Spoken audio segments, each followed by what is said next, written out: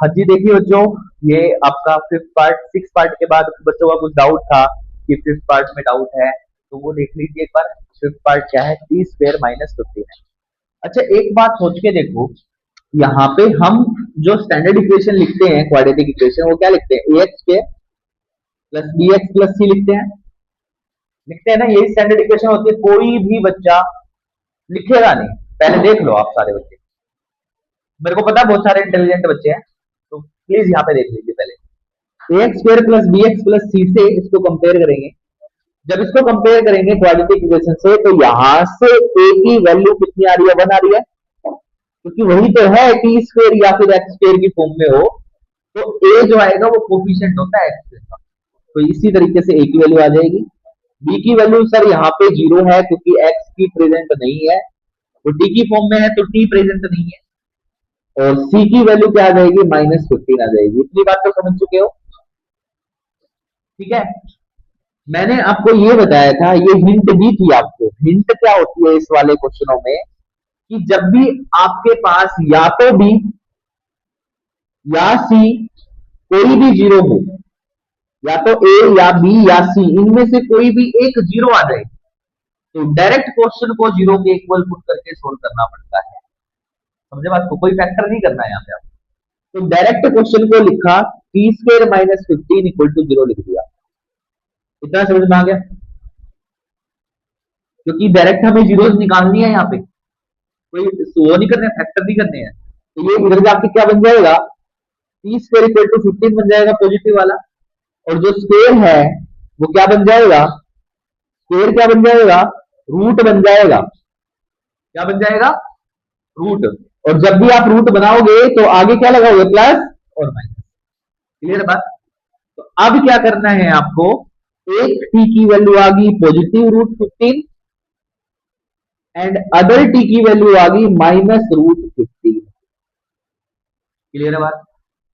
एक को पुट कर लिया एक को अल्फा इक्वल टू √15, और एक को दूसरे को बीटा पुट कर लिया -√15। क्लियर है?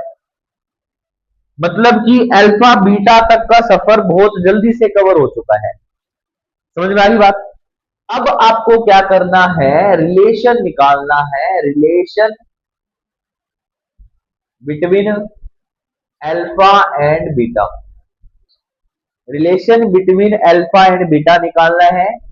फर्स्ट रिलेशन क्या था? सम ऑफ जीरोस मीन्स -b/a था। सम ऑफ जीरोस को हम बोलते हैं अल्फा प्लस बीटा, मतलब -b/a है। आपने क्या किया? लेफ्ट हैंड साइड को उठाया, लेफ्ट हैंड साइड में अल्फा प्लस बीटा आएगा। अल्फा की वैल्यू सर √15 है, बीटा की वैल्यू -√15 है, और दोनों एक दूसरे से कट के हो जाएंगे 0। अब आपके पास राइट हैंड साइड उठाई, वो है -b/a। बी की वैल्यू 0 है, दिख रही है आपको, आपने 0 पुट करी। ए की वैल्यू 1 है, 0 के बारे में कुछ भी आ जाता है तो वो 0 ही हो जाता है। Left hand side right hand side के इक्वल आ चुकी है, यहां पे कोई कमी नजर नहीं आई है अब तक। क्लियर है? अब आपको क्या करना है? सेकंड में प्रोडक्ट ऑफ जीरोस निकालना है। प्रोडक्ट ऑफ जीरोस, उसको बोलते हैं हम c/a। अल्फा डॉट बीटा किसके इक्वल आ जाएगा? c/a के इक्वल आ जाएगा। अल्फा की वैल्यू, अब हम लेफ्ट हैंड साइड सोल्व करेंगे।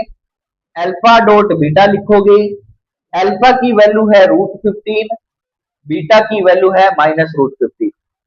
आपको पता है 15 की पावर हाफ है, रूट का मतलब क्या होता है?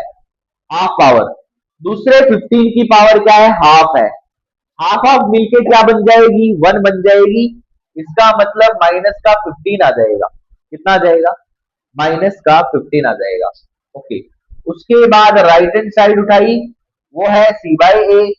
सी की वैल्यू है -15, ए की वैल्यू है, देखो वहां पे ए की वैल्यू है 1, तो -15 ये भी आ रहा है। क्लियर है? ये आपको नजर आ रहा है? -15 लिखा हुआ नजर आ रहा है। तो देखो ये दोनों की दोनों वैल्यू नजर आ चुकी है, left hand side equal to right hand side. इसका मतलब आपका क्वेश्चन बिल्कुल वेरीफाइड हो चुका है, रिलेशन भी वेरीफाइड हो चुका है, फिफ्थ पार्ट भी कंप्लीट हो चुका है। ठीक है, सभी बच्चों को मेरी तरफ से ऑल द बेस्ट, ताकि वो एग्जाम में जाए 2026 में, 2026 आपको क्या करना है, अच्छे नंबरों से पास होना है। क्लियर है? Okay, all the best.